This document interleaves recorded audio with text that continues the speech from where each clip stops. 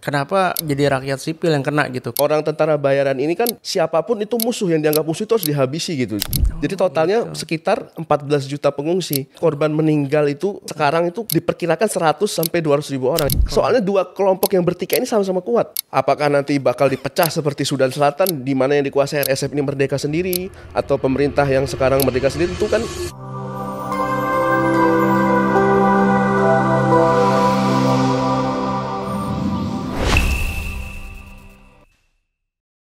Kenapa jadi rakyat sipil yang kena gitu? Kalau saya ngeliat videonya kan macam-macam ya, ada yang lagi jalan, iya, tiba-tiba disamperin, diambil, dirampas. Kemudian mending kalau cuma dirampas, ini habis dirampas dibunuh. Iya gitu. Karena memang sudah kita tahu sendiri asal usulnya kan dari milisi Janjawid dan pasukan bayaran. Dia tadi orang yang di wilayah El Fasher yang dikuasai pemerintah itu kan merupakan musuhnya dia gitu, musuh tradisional dia. Di mana orang RSF ini, orang tentara bayaran ini kan siapapun itu musuh, yang dianggap musuh itu harus dihabisi gitu. Dia takut itu intelijen, bahkan wartawan pun ditarget kan karena memberitakan buruk sama dia. Iya, rumah sakit juga diserang ya. Rumah sakit diserang.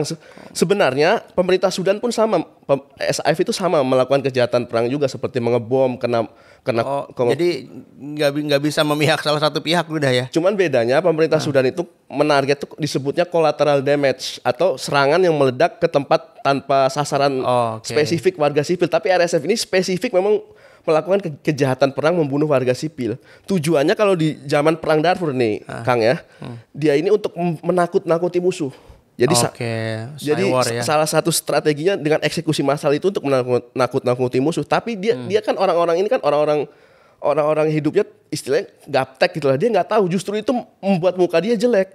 Oh iya. Jadi kita mengetahui kejahatan perang dia, pikiran dia musuh lihat ini takut, tapi ternyata dunia yang melihat. Akhirnya dunia tahu kejahatan perangnya yang dia lakukan seperti itu.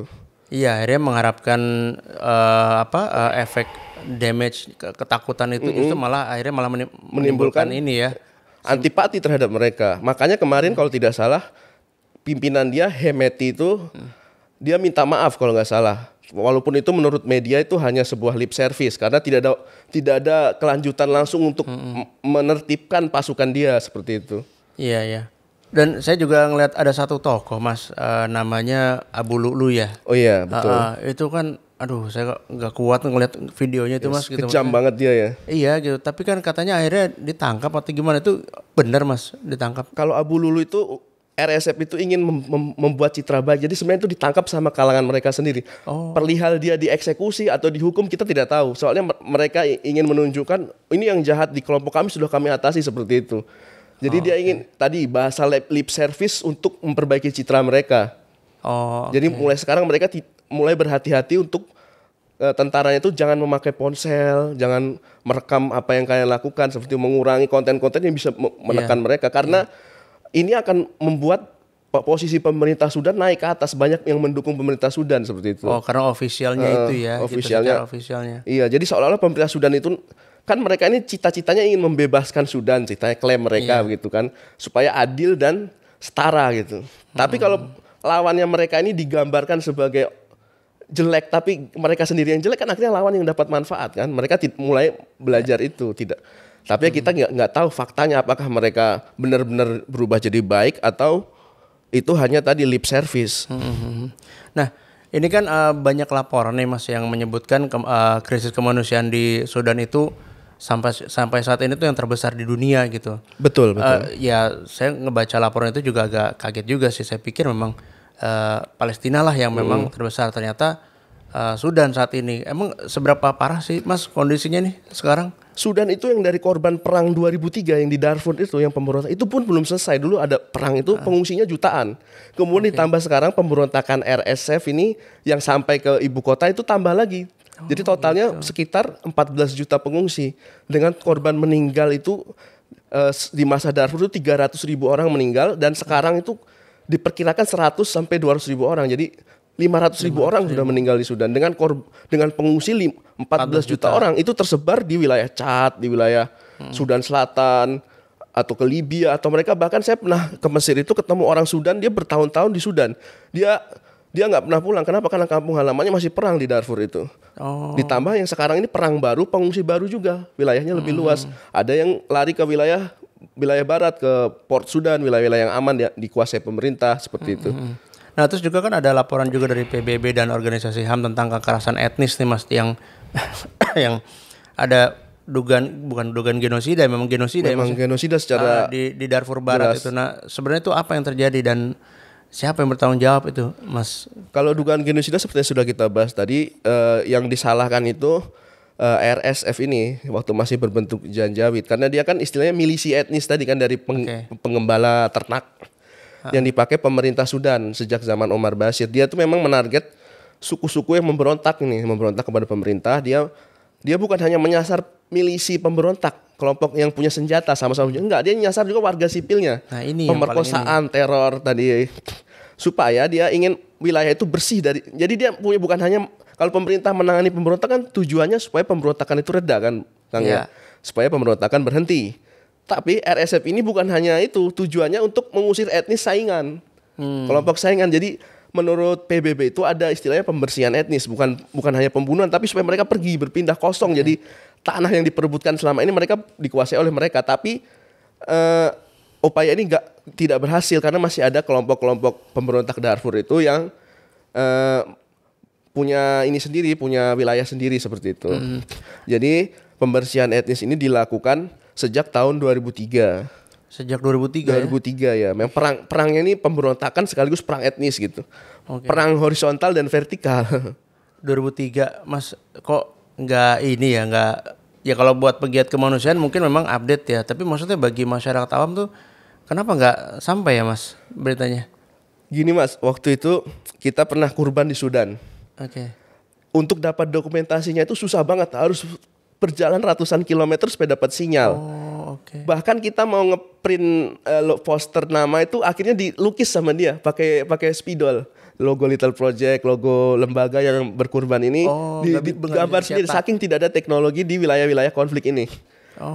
Kan wilayah ini konflik sejak sebelum masuk internet, otomatis pembangunan juga berhenti. Karena itulah hanya sedikit yang bisa memberikan informasi kepada dunia luar untuk supaya terbuka tentang krisis kemanusiaan yang terjadi. Tidak seperti Palestina, kita tahu sendiri mereka begitu update. Mereka tahu, sudah belajar cara untuk mengungkap kejahatan itu, menunjukkan kepada dunia. Itu mereka tahu itu penting untuk perlindungan bagi mereka. Sedangkan orang Sudan ini untuk mendapatkan sinyal aja harus berjalan.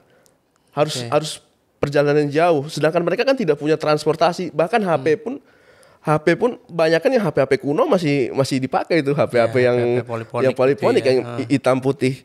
Jadi waktu itu kita kurban itu butuh waktu 3 hari supaya dari jeda pemotongan sampai kita dapat dokumentasi itu 3 hari. Tahun berapa itu Mas? Tahun 2021, 2022, 2023 itu kita kurban di Sudan. Tahun segitu aja kesulitan untuk bisa menyebarkan informasi itu. Itu pun orang relawan yang kita kirim itu orang-orang yang sudah punya HP udah jalan gitu. Sedangkan orang lokalnya nggak, apalagi lebih jauh lagi tuh kemampuan teknologinya.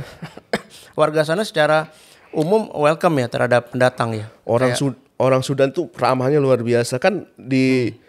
Waktu itu salah satu tim kami di sana itu pas Ramadan ini sedang menuju wilayah yang banyak pengungsinya, wilayah yang ada penghafal Quran, begitu kita ingin kita bantu. Kebetulan ketika dibuka puasa belum selesai ini sekitar jam 4 atau jam 5 sore ini di stop sama orang nih. Kita kira mau dibegal, mau dirampok. Ternyata disuruh masuk rumahnya. Dijamu makanan terbaik untuk berbuka puasa di situ. Kalau kalian belum puas, belum kenyang, nggak boleh pulang. Gitu. Itu padahal nggak kenal. Nggak kenal. Orang asing di stop.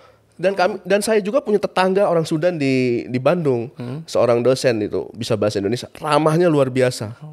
Jadi orang Sudan itu secara komunikasi itu lembut, orangnya lembut. Terus dia sabar. Dan dia menjamu tamunya luar biasa. Gimana Mas tanggapannya tetangganya itu kan seorang profesor orang Sudan ya? Seorang dosen. Dosen ya. Gimana tanggapannya ketika melihat Sudan seperti ini? Ya beliau selama ini bersedih aja, terus selalu cerita bahwa perang di negara ini sebenarnya tuh nggak habis-habis, nggak pernah selesai dari tahun 83 tadi. Bahkan sejak merdeka itu perangnya itu berganti-gantian. Cuman kita aja yang nggak tahu tadi karena keterbatasan informasi. Nah itu Mas. Nah kalau untuk respon dunia internasional itu Mas kayak PBB, Uni Afrika dan negara-negara Arab tuh gimana terhadap konflik ini? Apakah sudah terlihat ada usaha-usaha untuk damai gitu, mendamaikan gitu? Ya kalau negara-negara di dunia ini, Amerika kabarnya berusaha menengahi cuman gagal. Oke. Terus Arab Saudi juga berusaha menengahi tapi gagal juga. Sedangkan PBB belum ada resolusi khusus Sudan, belum ada. Kan PBB itu ada Dewan Keamanan namanya kan. Yeah. Itu badan yang paling kuat yang bisa mengikat karena dia dikuasai 5 negara kuat. Tapi dari Dewan Keamanan pun belum memberi resolusi untuk mengakhiri perang itu karena mereka belum menemukan solusi di bagaimana nih. Soalnya dua kelompok yang bertikai ini sama-sama kuat. Tidak bisa mereka kan pemerintah itu harus dibentuk itu sebagai pemerintah terpusat yang tunggal kan, sebuah negara itu yang diakui namanya. Sedangkan kalau ada dua yang sama-sama kuat ini akhirnya gimana mendamaikannya gitu. Kalau yang salah satu ngalah pun nggak bisa, nggak mau pasti ngalah. Ya sama-sama punya ego ya. Sama-sama punya ego. Apakah nanti bakal dipecah seperti Sudan Selatan di mana yang dikuasai RSF ini merdeka sendiri atau pemerintah yang sekarang merdeka sendiri, tentu kan itu sesuatu yang panjang gitu. Tapi itu bisa menjadi opsi pilihan. Bisa menjadi opsi pilihan kalau di lapangan mereka mau. Oh, kalau mau. Iya, sekali lagi ya. Masalahnya Sudan ini sudah punya tradisi perangnya panjang tadi itu. Iya, perangnya panjang nggak selesai. Jadi mereka perang tuh udah keras nih, tinggi, naik tensinya. Habis itu turun, tapi turunnya ini panjang lama gitu. Tetap berjalan tapi mungkin eskalasinya sedikit gitu. Akhirnya di wilayah-wilayah Sudan ini banyak itu penguasa perang gitu, warlord. Jadi sisa perang 2003 masih ada warlordnya juga. Kemudian yang sekarang warlordnya itu kan tadi RSF itu. Masih terpecah-pecah secara de facto wilayahnya. Never ending siklus ya. Siklus konflik yang sudah dari dulu seperti itu di Sudan.